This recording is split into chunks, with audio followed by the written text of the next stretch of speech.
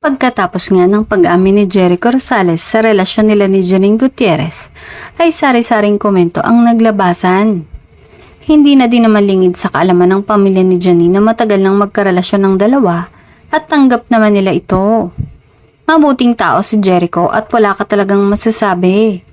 Matulungin, maalaga at higit sa lahat, nakikita nilang mahal na mahal ng aktor si Janine kung kaya't wala silang kontra kung ito man ang gustuhin ng aktres. Suportado din ng pamilya ni Janine kung ano man ang desisyon na gusto niya. Pero sinabi din naman nila na nakaalalay sila sa aktres kung ano mang desisyon nito sa buhay, lalo na pagdating sa pag-ibig. Samantala, matagal na din pala buhat nang makilala ni Janine ang pamilya ni Jericho. Lalo na ang anak ng aktor na si Santino. Tanggap naman ito ang relasyon ng ama kay Janine at suportado pa.